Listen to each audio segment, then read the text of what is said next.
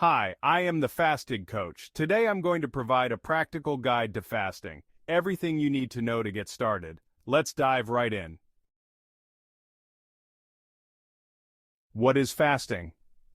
Fasting is simply the time you're not eating. It's a normal part of the day. When you eat, you consume more calories than your body can use immediately, so it stores some as fat or sugar. When you fast, your body gets the signal to tap into those stored calories for energy. This is a natural process. It's why we don't lose energy while we sleep. The key is balance. You need times for both storing and burning calories. If you're eating constantly, you're always storing and never burning, which can lead to weight gain. Fasting allows your body to use the stored calories efficiently. Even the term breakfast refers to breaking the overnight fast. Debunking fasting myths. Some believe fasting is unhealthy, but that would mean they think eating should happen all the time. If you're eating constantly, your body never has the opportunity to burn stored energy. Fasting has been practiced for thousands of years, and we know it's safe when done correctly. The critical point to remember is that fasting is a voluntary choice. You control when you eat and stop. This isn't the same as starvation, which is involuntary. If you're uncomfortable, you can stop anytime. How to fast. Fasting is any period where you're not consuming food, but you can still drink fluids.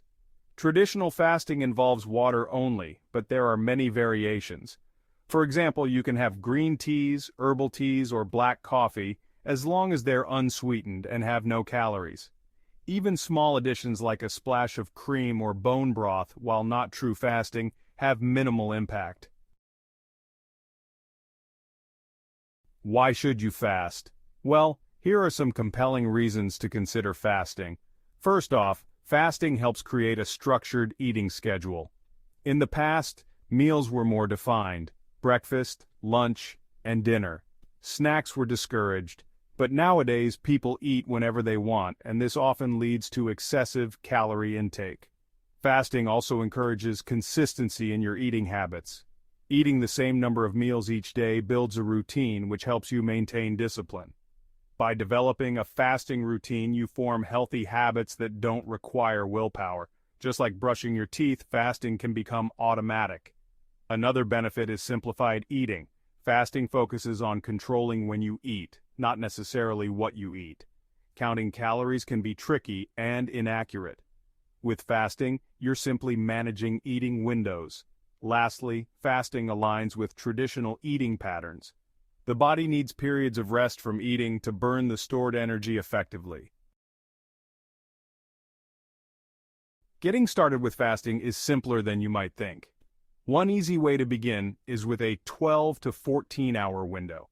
This might involve stopping after dinner at 6 p.m. and not eating again until 8 a.m. the next day. Gradually, you can extend this window to 16 or even 20 hours, especially if you want to lose more weight. You can also schedule fasts on certain days.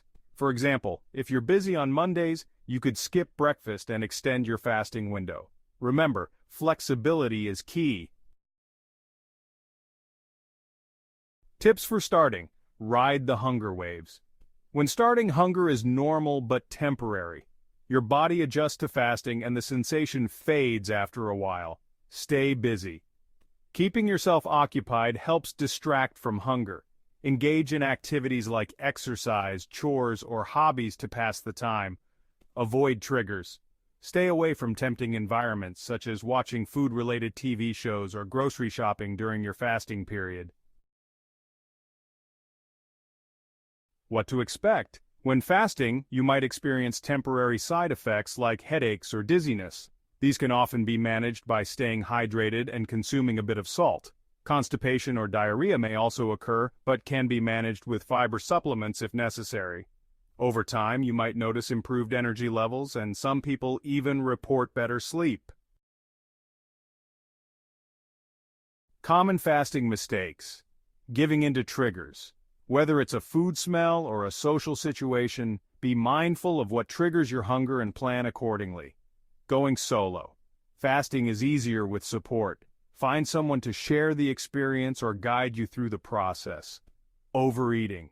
The biggest mistake is binging after a fast. You've been burning stored energy, so don't undo your progress by overeating. Try to keep meals normal and balanced. That's the practical guide to fasting. Stick with it, avoid these common pitfalls, and you'll see the benefits in no time. Thanks for watching, and don't forget to like, subscribe, and follow The Fasting Coach.